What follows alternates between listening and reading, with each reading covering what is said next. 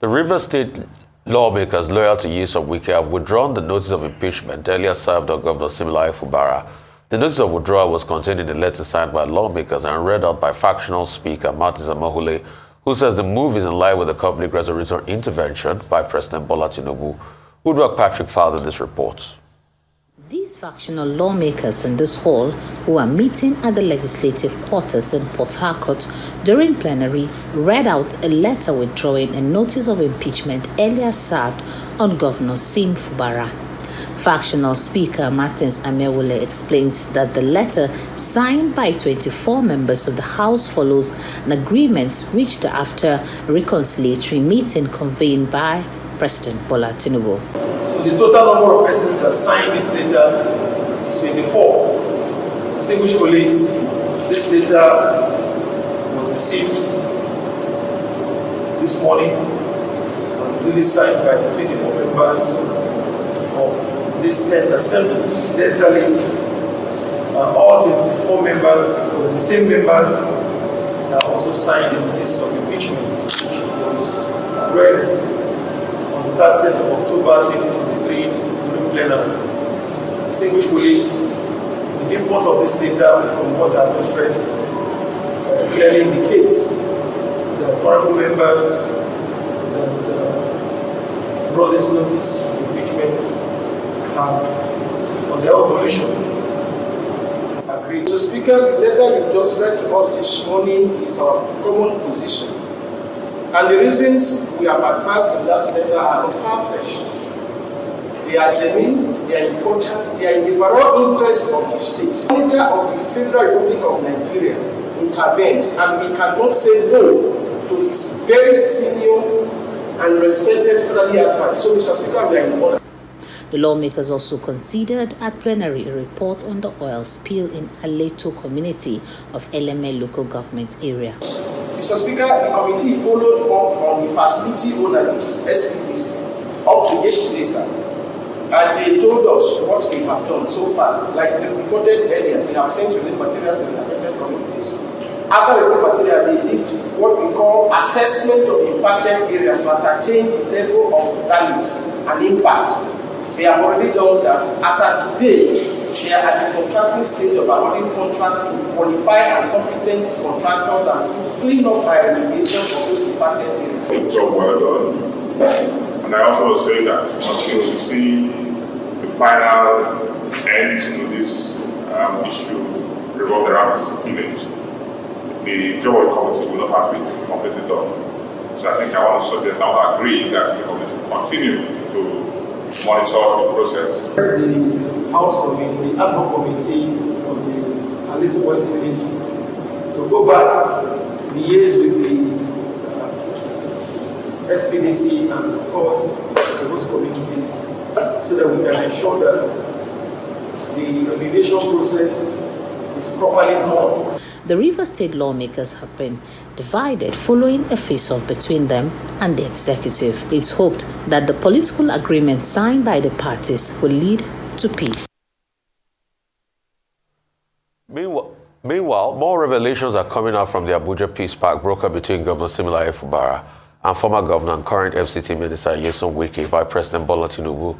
The Rivers State Commissioner for Information and Communications, Joseph Johnson, has confirmed the authenticity of Governor Siminalayi Fubara's signature on the Abuja resolution document. The document was released Monday night after meeting President Tinubu and the parties in political crisis. The commissioner said Fubara will implement the agreement because he was committed to the process of peace.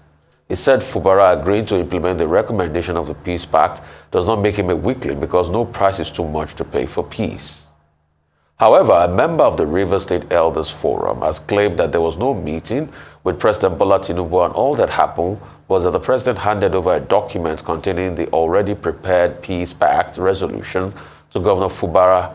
David Briggs, who is a former commissioner in Rivers State for Water Resources, revealed this in Port Harcourt while speaking to the content of the Peace Pact and the controversy surrounding whether Governor Fubara actually signed the document. He said that the former governor of Rivers State, Peter Odili, who President Tinubu handed the document, may have abstained from signing it because of its content. According to Briggs, discussions preceded the signing by all those who did, including Governor Fubara, were laced with subtle threats and literally chest beating. I was there, so I'm a witness. So what I say is primary, not secondary.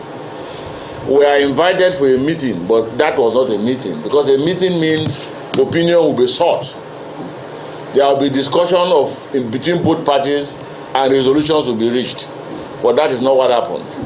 What happened is that Mr. President walked in with a written resolution, addressed us, and declared that what he has in his hand is a presidential proclamation, a presidential directive, and at the point withdraw and emphasize the fact that he is the President of the Federal Republic of Nigeria. Therefore, he can whip, and anybody who tends to say no to what he's saying, it has consequence. That is not democratic. That, in a simple layman word, is a threat. He wrote the resolution, but refused to read the resolution.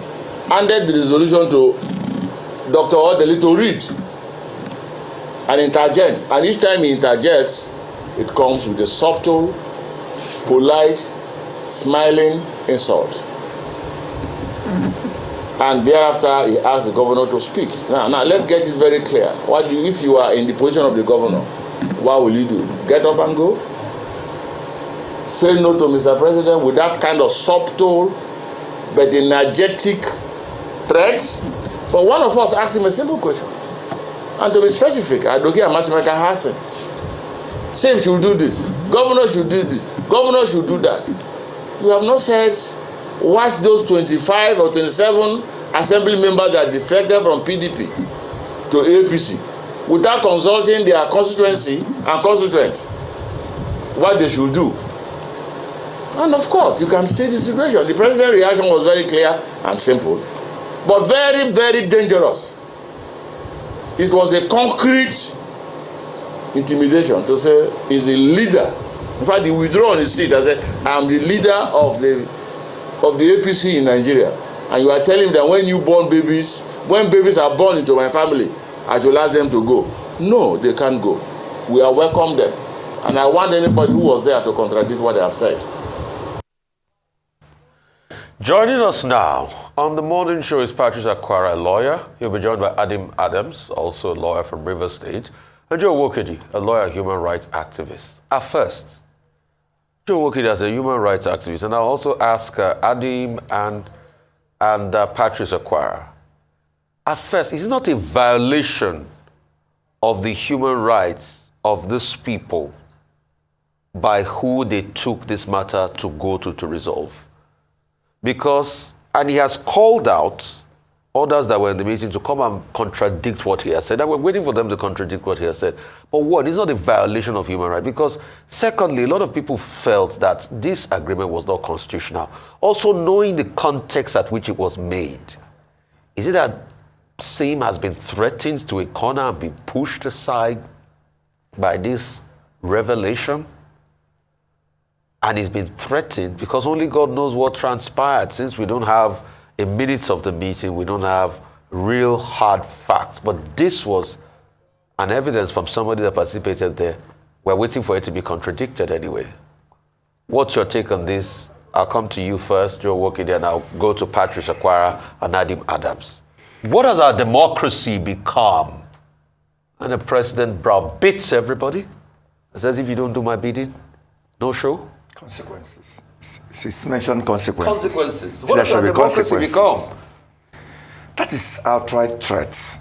There was no element of agreement in what was entered. In fact, I've actually been looking at the whole scenario. I was looking at someone put a meeting in a day, a meeting of that nature. People of more than 20 or 15 or 20 or 30%, I don't know, there's other people that attended, came to a meeting in one day. Within a few hours, we were able to deliberate on issues, we were able to conclude on issues, we were able to have a resolution on the same issue, we were able to execute it and sign by the parties in the same meeting, the same venue, the same place. No time for them to ruminate over what was discussed look into, consider what they discussed, review what they discussed, and get back. Take it back home, take it to their lawyers, take it to their consultant, take it to their people to look into issues discussed. Before you now come up to say, okay, we are convening for us to give us a feedback on these issues, which would have looked into, considered, reviewed, and then come up with your own response to such. None was done. And then you also now sat in your chair and brought out a paper, a document that's already been prepared without the input of the parties, without their contribution, without the opinions, without asking them to air their own grievances, without looking at the whole issues holistically, and then find an avenue for you to now have a compromise of where you can now persuade. You came in, you handed the document, and then you read it out, and you pass it across to them to sign. That is outright intimidation. It is dictatorial. It is very, very, I mean, I don't know how to describe it. It's a violation.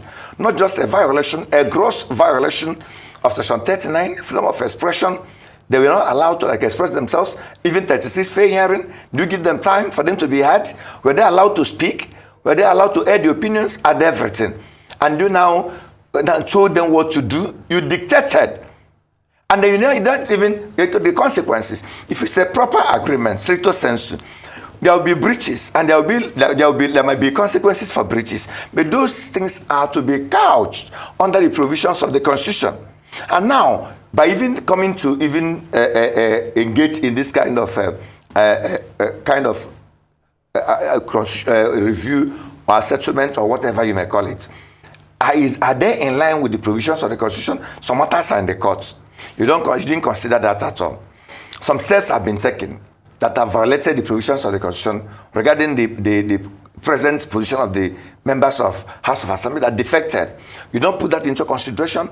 You don't consider the legal implication of that. You now came up. You don't even ask them, okay, how do we do this? Governor, look at what you're going to do.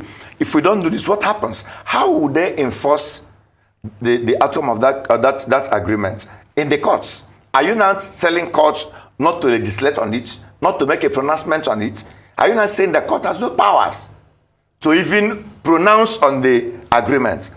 As far as I'm concerned, that agreement, in every legal review, whatever means, whatever form, whatever pattern, is a mere piece of paper. Because so many issues there are already before the courts. Now you are hosting the powers of the courts by now telling them what to go and do. And then now you brought them in. Look at the environment where it was discussed. In the villa there, you are present. The atmosphere itself is already a form of intimidation. Your presence as the president is a form of intimidation. People that surrounded you, and then using the word consequences without letting them know what the consequences might be, or what the cost might be, or whatever any party that might breach the outcome of the Constitution or of the agreement, what might be the consequences? Is it that if it is breached, the governor will be removed, state of emergency will be declared, or EFCC will be unleashed on the governor, or the governor will be kidnapped, or the governor will be killed, or the governor, you don't even tell them what the consequences will be. I mean, thank you so much, Mr. Nwokedi. Yesterday, I'll come to you, Mr. Patrick Akwara. Yesterday, I was screaming here during What's Trending that they should tell us at the times at which Sims signed this. Was he threatened with EFCC? Little did I know that this video was going to come out. So my screaming and my ranting was right. Patrick Akwara, what's your say on this? What is going on in our democracy? Thank you very much. My comment in all this is to say that in the first instance, what the president, according to the video we just watched, even though it's still a one-sided, it's an account, it's a one-sided account, we are still yet to hear from, as in the other side.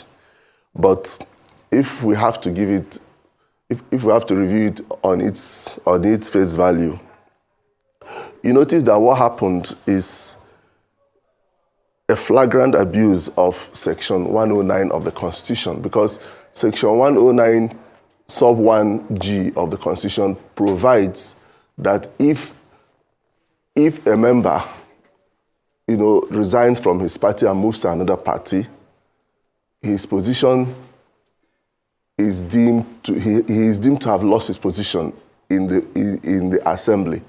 And Section 1092 provides for how the Speaker of the Assembly, of that State Assembly, should give effect to that section 109G. And if the Speaker of the House of Assembly, follows that procedure that has been outlined in that section 2 and does that act, it shows that those members or member ceases to be members of that State Assembly. In other words, if anybody wants to review what happened, it is only subject to judicial review. It's no longer subject to executive review. So what the president purportedly did, according to the video we watched and according to the terms of that resolution that is in circulation, ultra vires him. But my problem is, the problem is this: who will take the matter to court? In our judicial system, it is the person whose right has been breached or who is offended. Now, it is the governor that ought to take the matter to court. It is the Attorney General of the Rivers State Assembly, of the Rivers State government that ought to take the matter to court. Now, if the Commissioner for Information, speaking for the governor, comes out to say that the governor did not sign anything under duress, that is to say, the governor intentionally and willingly signed it, which means he has ratified the contents of that resolution. And if he has ratified the contents of that resolution, it means that he has agreed, and which means he is no longer offended, which means nobody can go to court to seek a judicial review. So at the end of the day, it will just be a talk shop, because you and I or any other person who feels that a constitutional breach had occurred has no locus to approach the court, to seek a judicial review. So that is the angle I want to look at what has happened.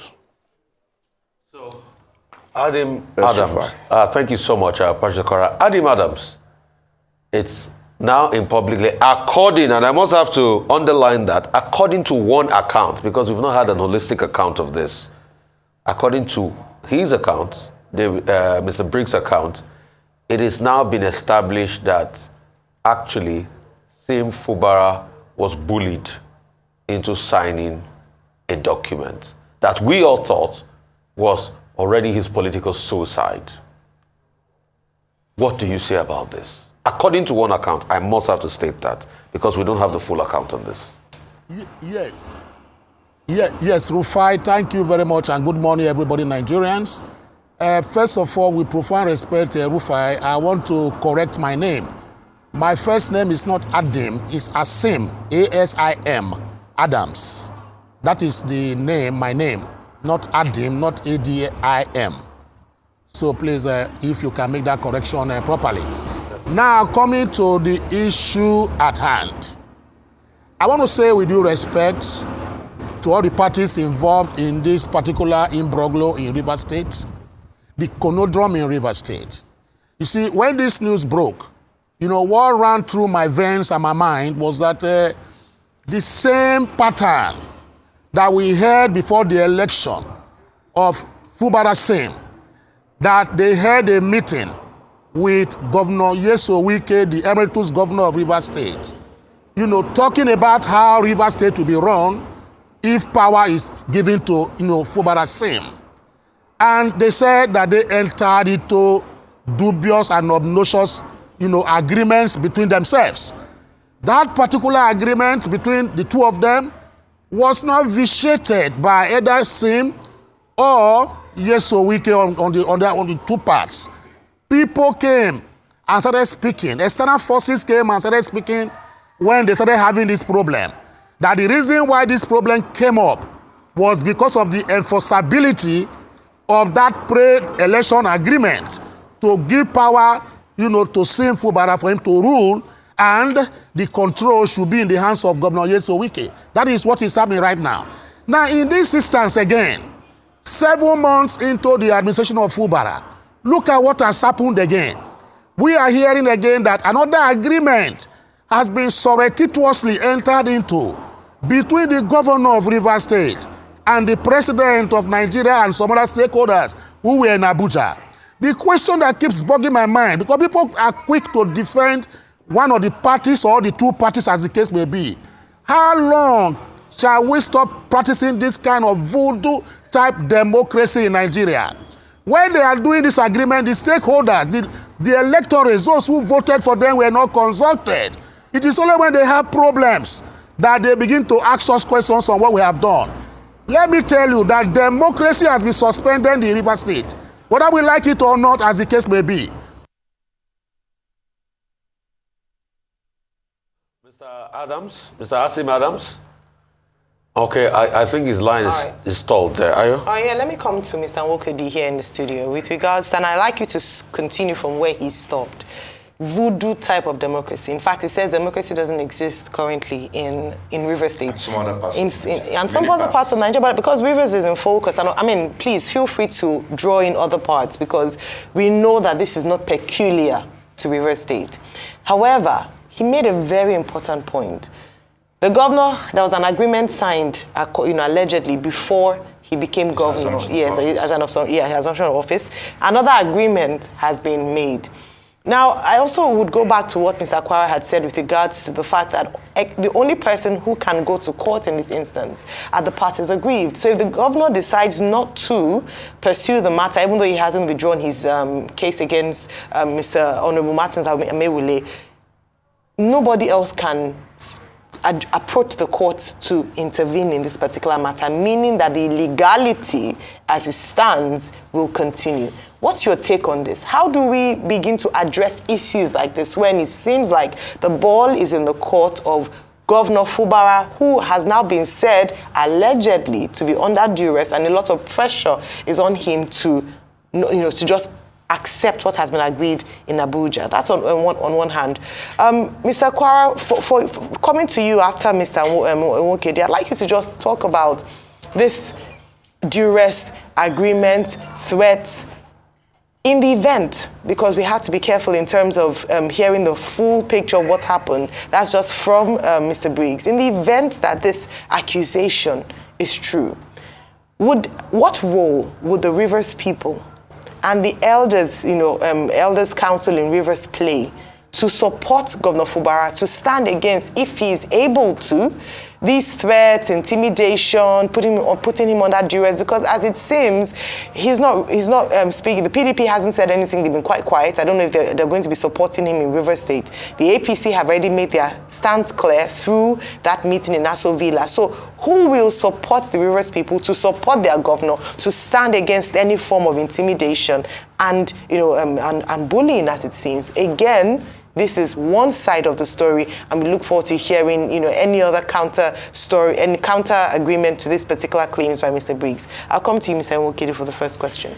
The first question is whether democracy is actually practiced in Rivers States and some other parts of Nigeria regarding the monstrous nature of the so-called godfathers and its choking effects on the people, the electors, the real people that ought to be in the forefront of every consideration in respect of everything democratic in real democratic society. The answer is no. Because if you look at the whole saga and all the things that the things that are unraveling right now, you discover that people are not in the picture. The Rivers people are not in the picture. How to better the lives of people is not in the picture. How to build roads, drainages, alleviate the sufferings of the people. Do something that will better the economy, school education policy, school policy, healthcare policy, all those. We're not seeing any of these things. What we are seeing is how to grab power, how to snatch power, how to consolidate firmly on power grabbing, and how to be in control even when you're no longer in your state. members of House of Assembly, who are they loyal to? Are they loyal to the governor? How many of them are loyal to Nwokedi, the former governor, and Abuja? How many of them are loyal to Fubara, the governor? Nobody's talking about the Rivers people. Nobody's talking about challenges, myriads of them, confronting the people on a daily basis. The hardship in the economy, the current situation in the country that have robbed so many people of their means of living. Nobody's talking about that. So now it's about power and power. And that is not what democracy is all about. If we can go by the real definition of democracy, by the proponent of democracy, government of the people, for the people, and by the people. We're not seeing people in the whole of this picture. So for me, I totally align with the issue raised by my learned friend that assumes that we don't have democracy at the moment in Rivers. Something in some other places, we have it as a time bomb. That within time, they might explode, or if they want to play according to the agreements, people will basically suffer. Like in Kogi State, we knew when governor was elected, he went to the former governor and was prostrating and everything. They were singing songs. How do you think that state is functioning in line with the needs and yearnings of people of Kogi State with that kind of arrangement? Go to some other states that are, we are planting governors, you see those things in place. There's basically an agreement. Even the one that is before the Supreme Court now, the Kano State or whatever, what might even play out there if it eventually goes the other way. You know whether that governor will function as mean, but not considering the fact that maybe Supreme Court in their own, I don't want to say something that maybe, go out there, then rule in favor of APC. How do you think that governor will function with Ganduje and his own antics and everything that will play on the people of Kano State? So we are breeding monsters in corridors of power and not practicing the real, tenets of democracy. So in River States, I don't think Can I come in here? Because it's not just about, the issues are clear. Yeah. And I'm glad that we've highlighted the fact that what we have currently doesn't look like, doesn't feel like, democracy. How do we change this? Because that's the question. We've talked about this at length. I think how we can change. Like I always tell people, there was someone that was engaged in a conversation. I said the problem we have is that the masses who hardly don't challenge, don't speak up. Good and fine. During elections, everybody try. People try. But after the election, what do we do? How many times have we visited the governor? So what can people do? We have to form groups. Whenever people go for courtesy call, do you know what they go for? To go and get money from the governor, to go and praise the governor and sing on the governor and collect something from the governor or chairman or minister or whatever. That is not what we want. Go to governor, don't ask him for anything. Ask him for good things, projects, provisions, things that will make life better. But we don't do it. Form a group, form a cell, present your issues. Emphasize on them, follow them up, let the public know, look, this is what we want, and we make these things clear to the governor, to so and so people, and they fail to do it. But unfortunately, whenever we see them, we begin to clap for them, we begin to shout for them, we begin to organize awards for them. I would fail to tell them the truth. I told someone of a sister who came to court one day, and the court was not sitting, and asked them what happened. He said, the chairs are not good, this and that. I said, who is the someone? Says the chairman of that local government. I said, can we go to the office of the chairman? So lawyer says, is that our business? I said, let us go. Unfortunately, we went there, we met the vice chairman, and we told the man what we wanted, and presented in a way that the man knew that we were angry. We didn't want to change everything there. So in most cases, we don't even try. We only try during elections. After the elections, either we are not able to get what we desired, we now go into our cocoons. People on River State should know, look, Fubara and Nwokedi, they'll be friends. Let us not remove that fact. Fubara and Nwokedi have been like cronies. They'll be friends. They have so many things underneath we don't know. Nwokedi didn't pick him and make him a governor from nowhere. They have known, they work with Nwokedi. So people that will suffer the whole arrangement, the people of Rivers, and they have to rise to this occasion and begin to demand governance. Demand good governance, demand even Fubara, indict Fubara. If Fubara is keeping quiet in this type of arrangement, he's playing a good boy, feel good, for his own good, not to expose himself to danger or whatever, at the detriment of the people of Rivers. So people of Rivers, in as much as they are not the ones in the forefront of this battle, should move in their numbers and begin to question this unholy alliance between Nwokedi and Fubara, or between Tinubu and Nwokedi and whatever, with respect to the people of the Rivers that are using their resources, their commonwealth. Right. Things that will make lives better for them. Right, at stake. As we talk about this and following that revelation from Mr. Briggs, you would almost begin to see Governor Fubara as being between the devil and the deep blue sea. So he has to contend with intimidation from what we've heard, and also right there are the elders and the people of River State saying, no, resist. What will he do? at this point? And then going back to my question as to what role, is there any power that the people and the elders, this is from Mr. Akwara now, and the elders, what role and what power would, and kind of support can be given to the governor to stand? Is there anything possible? Because like what Mr. Nwokedi said, absolutely correct. It seems as if the only time the people are required is during elections. After that, everyone goes back to their tent and anything can play out in government. Please tell us what can be done in terms of the people, the elders in Rivers State, because they've clearly said they are not in support of this agreement. Thank you very much, Ayo. If Governor Fubara ratifies what the content of that resolution, as Mr. Briggs informed us, it means that he will go on peace-mending meetings, addressing the people of the state for them to, calm down, for peace to reign, just like he did at the convocation of that university he attended. But if he does not want to ratify it, the people will need to come to him to give him the moral support, to give him the support. The elders of Rivers State should come to him with the people to support him. And if they do support him, I can assure you that the 27 members who defected and whose defection has been given effect by the Speaker, Honorable Ehie, will go to court. So it is in that court battle, because when they will go to court, and then that is exactly when the people of Rivers State and the elders of Rivers State should come and support the governor, so that he and his cabinet, his attorney general, will pull through the court session. Because the evidence that the attorney general needs to show in order to win that matter in court is the completion of what happened in the House of Assembly. If you recall that a court had given effect to the leadership of Honorable Ehie as the authentic speaker. So it means that even the purported withdrawal of impeachment notice served on Fubara by the Martin Amehule-led section ultra-vires them. It goes to no effect, because as at the time they did that, they had ceased to be members of the Rivers State House of Assembly. So it goes to no effect, it's of no consequence. So what it simply means is that to showcase his capacity as the governor, he will really need a formidable legal team and being backed by the elders, as in the elders of the Rivers State and the people of the Rivers State, so that he can pull through. But I can also assure you that the federal might will also come into play. Remember that the president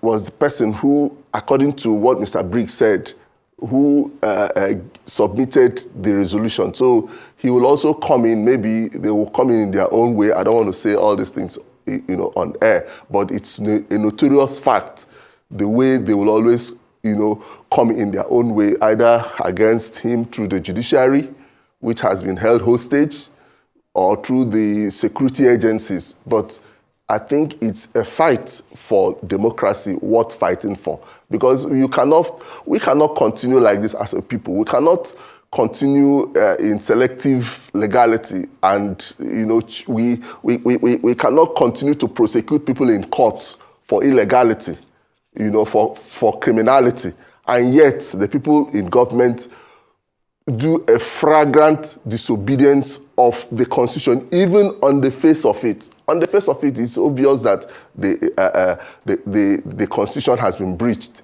But so the people of Nigeria from Rivers State must support their governor to ensure that this illegality, as contained in that resolution, does not stand, does not see the light of the day. That's what I have to say on this.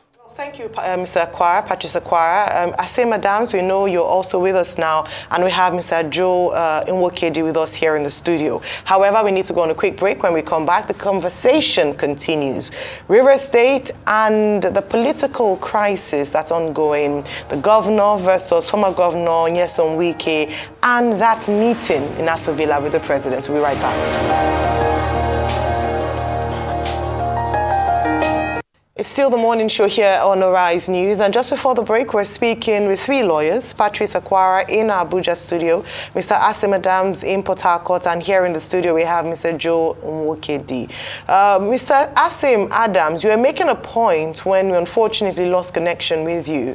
We're talking about voodoo democracy in Rivers State. I'd like you to please continue because you hadn't yet established what you were saying. Yes, you see, what I mean by voodoo-type democracy in Rivers State is this: the aberration, the constitutional, incapacitation, and the butchering of the Nigerian Constitution. That is what makes me call what is happening in Rivers State as voodoo-type democracy. This pervades the political firmament in Nigeria, we are aware. But what we are periscoping this morning is the Rivers State debacle and imbroglio. Now, what do I mean? Now, a particular state where 4 members or 5 members will sit down and deliberate, pass a budget for a state that's about 5.6 million people, and in an assembly of about 33, 31 people, and you say it's democracy. Now, if you look at it, in Nigeria before, it is the lexicon we have that they say Supreme Court governors. Now, we now have what they call, speakers or court speakers, as the case may be, because the speaker of Rivers State that is leading the 4 or 5 that passed that budget was given the immature authority to prevail, and, do the procedure of House of Assembly by the court. So I would say he was installed by the court and not by the assembly members, because provisions are made in the constitution in the assembly, that states on how speakers should be, elected, as the case may be. And it says that all members should gather, 2/3 should come together and elect their speaker. And a quorum must be formed. Quorum in Rivers State is 11 members, but 4 people are carrying on the assembly. That is why I describe it as voodoo-type democracy. I go further to describe it as voodoo-type democracy because a situation where a governor and the executive arm can emasculate or want to emasculate, a situation, the other legislative arm of government, bringing a bulldozer, to destroy whatever they are doing, it is as case may be, then you know that it's a problem that we have in Nigeria. That is why I describe it as voodoo-type democracy. It's only in Nigeria this kind of thing can happen. And it's unfortunate that it's happening in Rivers State into our glaring eyes. Now, finally, coming to Sim, the governor Sim Fubara should desist from signing, agreements and are inimical to the progress and growth of Rivers State and against the people. He signed one before the election. He has signed another one again after the election. How will I trust this particular governor that he will not sign away and wish away this state to a particular cabal that wants to, capture this state and hold it by its jugular, as the case may be? In contrast, there is a universal, application principle that says that if you sign a document and that document you probably say you didn't sign it, what now happens is that you can invoke the doctrine of non-ex factum. Non-ex factum means it's not my deed. You can prove to the court that I was forced to sign that particular document. Governor Sim can invoke that particular principle of a law, to maybe vitiate or repudiate that particular agreement if truly he did not append his signature.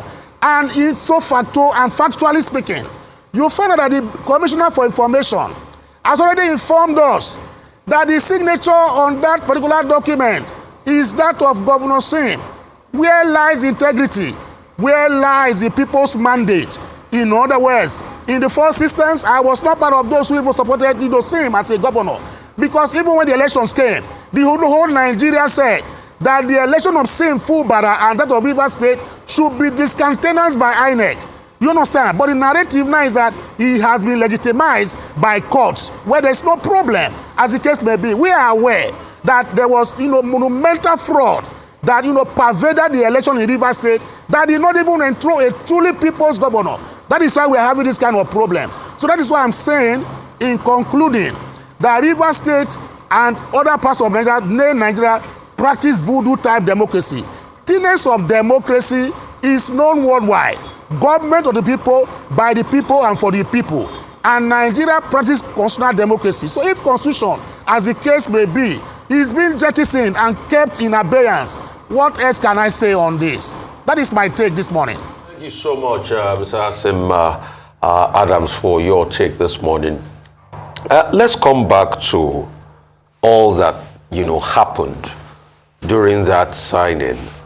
But I must have to reiterate that it is just one opinion we have got. We've not got an holistic opinion.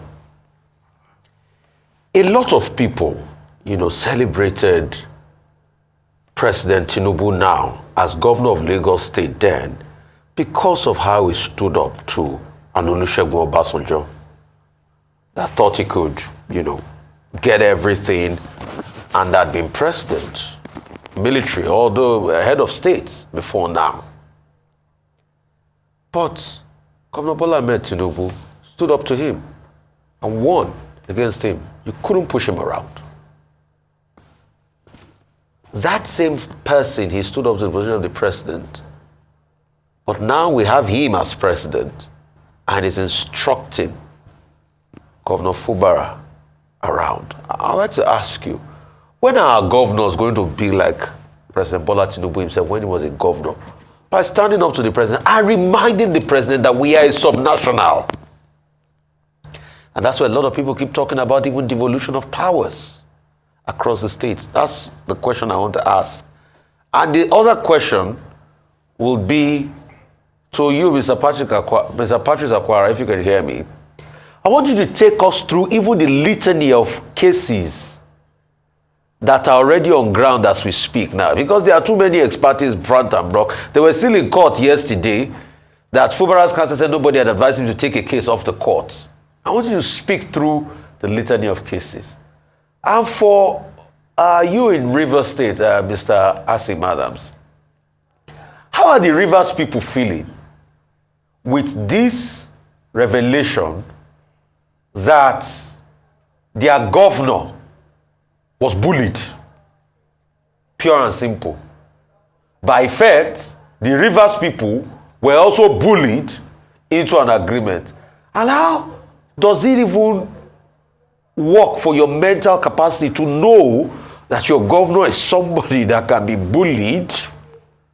But anyway, I must have to reiterate for the opt-in time, please, this constantly reiterating, just have it in your mind, I'm reiterating ad infinitum. That is one side of the story we've heard.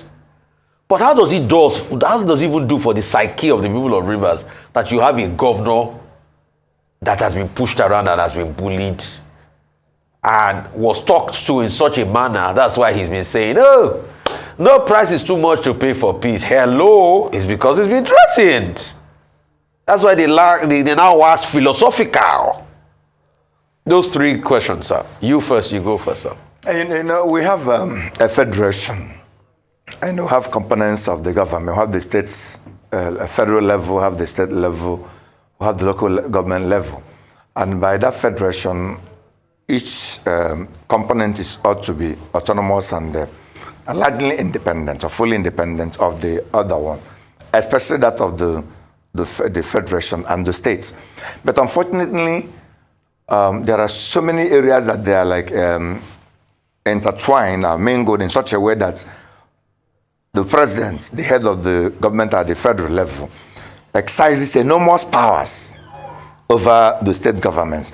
And some state governments that are not bold and courageous enough to invoke the powers of the Constitution. Okay, real quickly, please, let's go on a quick break. We'll come back to you, to answer all these questions. We'll be right back. Welcome back to the morning show. We're back with you. You were making a point as regards various parts of our federation, national, subnationals, and things like that. Yes, like as I was, the Constitution clearly defined the scopes of operations, the areas that each component, the federation and the states, can exercise authorities and powers And then where there is a contravention or an abuse, a violation of any of the powers bestowed upon each arm or the other arm by the Constitution, what the other party should do. But unfortunately, we see a situation where the Federation, the government at the center, because of enormous powers around it, by powers to nominate ministers, to create agencies to supervise over the military, over paramilitary agencies, over the police, over other agencies of the government that are bestowed with the powers to oversee the activities all over the whole federation. Like we always clamor for state police. We have one police formation in Nigeria that oversees all over the whole federation under the control of the power at the center. We have like EFCC, exercising authority all over the whole federation, and other agencies. And all these agencies are under the powers of the center.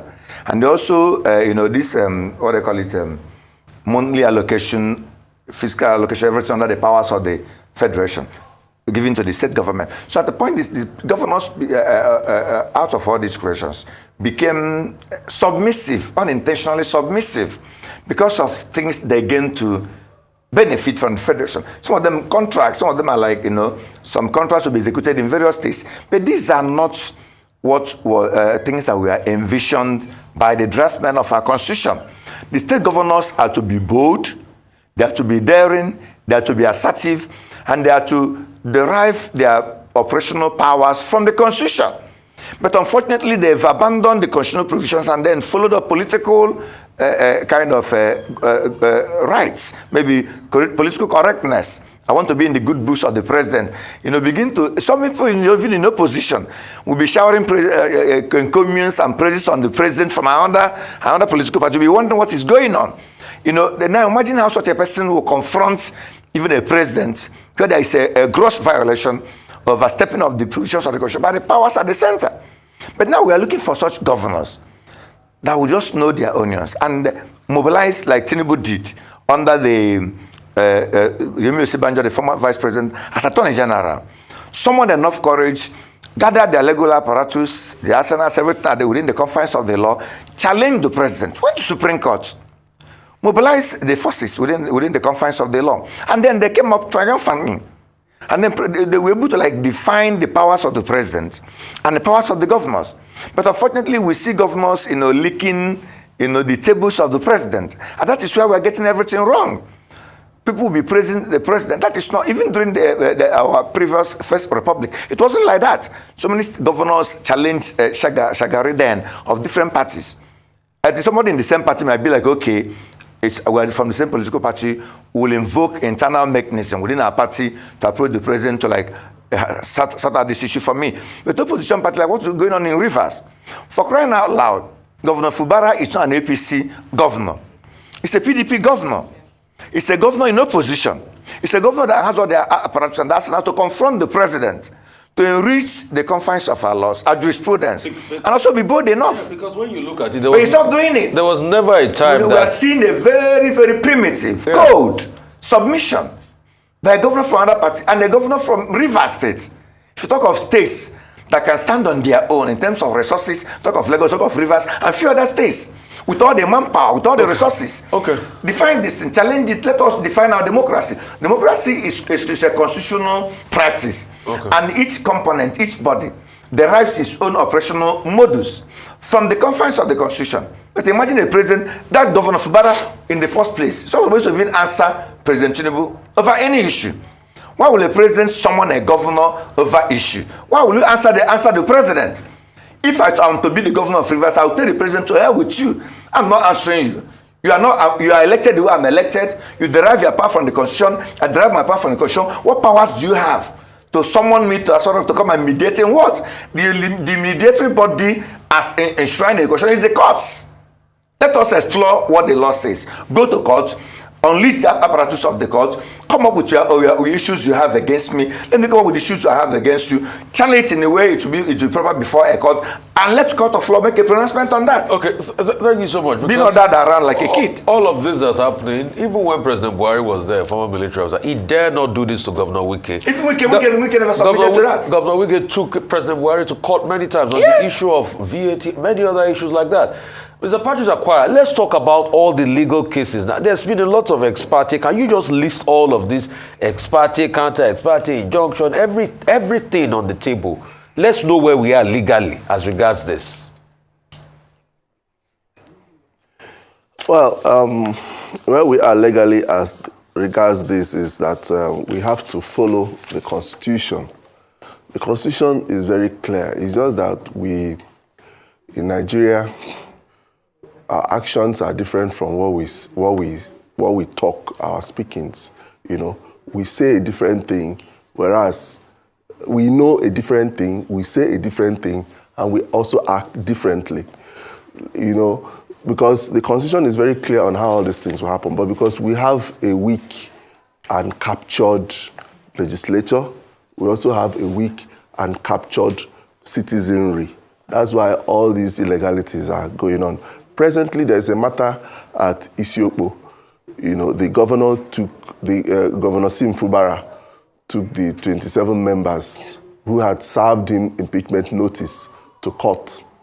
And under the terms of this so-called agreement, he was supposed to withdraw the matter. So when the matter came up for hearing yesterday, the defense counsel, Chief Obi SAN, informed the court that the matter, acting on the premise or on the presumption that the terms of that agreement will be honored, informed the learned justice or the learned judge that the matter will be withdrawn. But when the learned judge, honorable judge, conferred with the plaintiff counsel, that is the governor's counsel, the governor's counsel told him that he had no instruction to withdraw the matter because they are the plaintiff.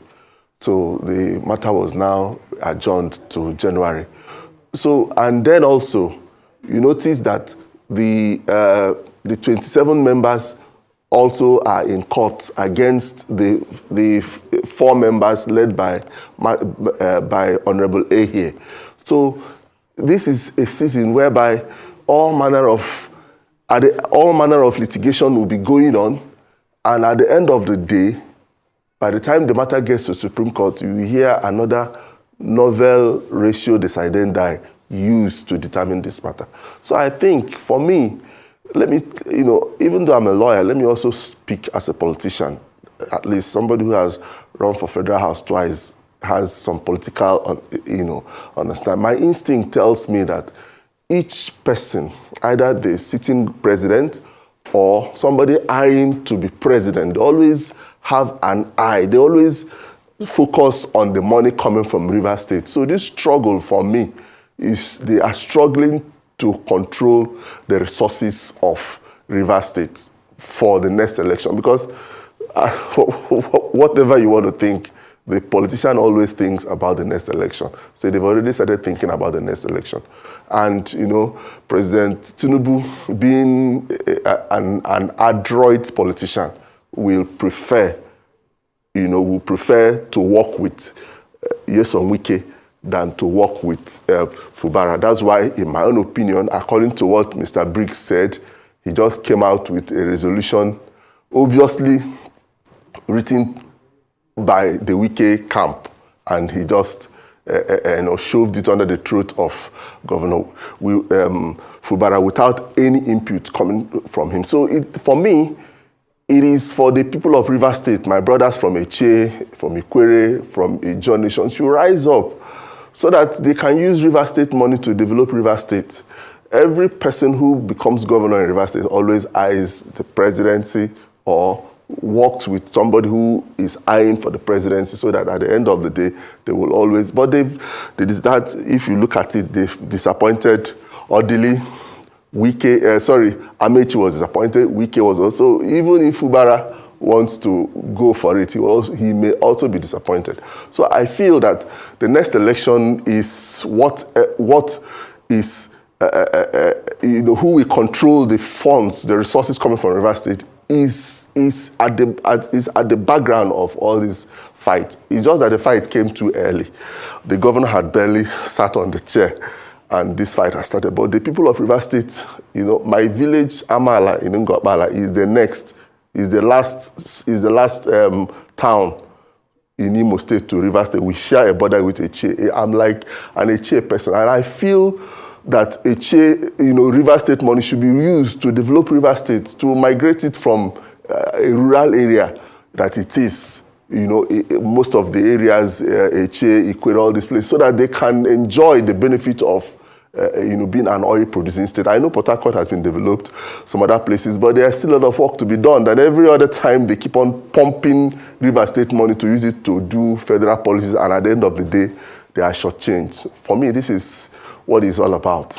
This is what it is. You said something very profound. Politicians think of the next election, and leaders, true leaders, think of the next generation. Who is thinking of the next generation in Nigeria? I'm coming to you, sir, in Port Harcourt, Rivers State, Asim Adams.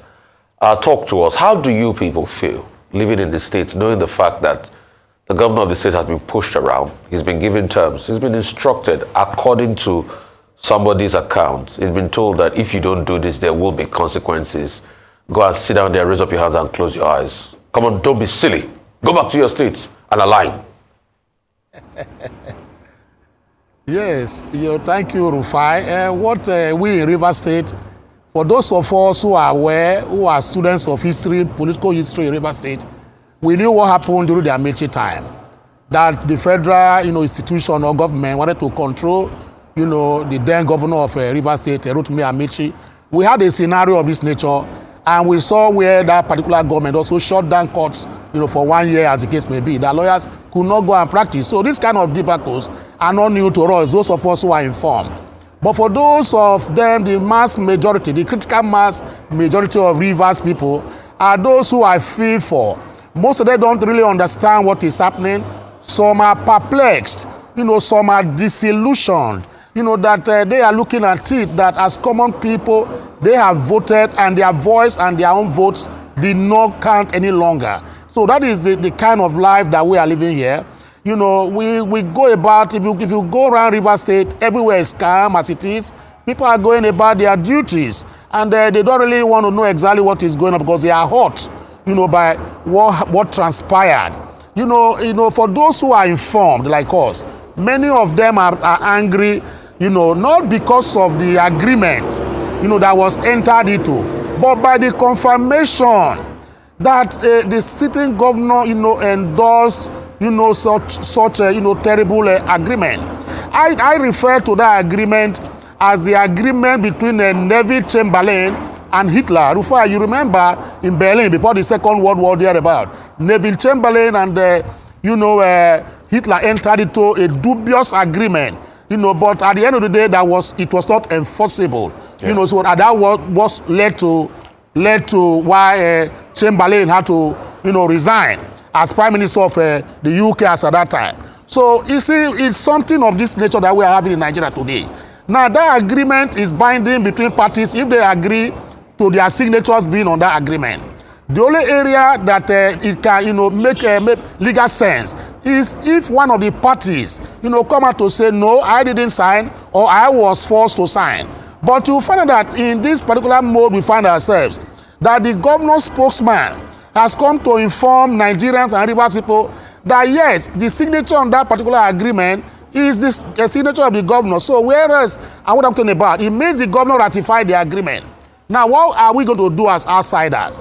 It's for us to watch and, see exactly how we can bring back democracy, back to Rivers State. I don't know how that is going to happen. That is the problem we are having right now. Too many cases on the background also, as case may be. You find out that at the end of the day, what happens is this. The Rivers State right now, we have so many cases. We have so many, cases on ground. Like you rightly said, litany of, ex parte orders, etc. as case may be. The question I have asked is this. What happens to the first order that was given by the first court that said all parties should maintain status quo ante bellum? I heard from 48 was filed against a particular set of people who disobeyed, that particular, order of court, ex facie. What has happened? Before another one came from Danagogo and the rest of them. So this potpourri and this litany and convoy of, bags of cases is bringing down the state more. There's no governance in Rivers State. There's no governance in Rivers State. Rivers State governance has been set in abeyance because when the legislature is not effective, it's not working very well, then the executive arm of government may not be able to carry out its functions, as the case may be. So we, the people here, we are bewildered, some are disillusioned, some are unhappy, some are, at variance with what happened in Abuja. But on the whole, I think we're going to move ahead, even without, the impulse of the people. It has been like that. So we don't feel anything more than that. Well, thank you so much, Mr. Asim Adim, for your time with us here this morning. And of course, to our guests in Abuja, Mr. Patrice Akwara, and here with us in the studio, Mr. Joe Nwokedi. It has been an insightful conversation. Indeed, we do believe that the Rivers crisis is a lesson for Nigeria, and that's why we must continue to put it on the front burner and continue to have conversations around that, especially when we have updates from that story. Thank you for your time today.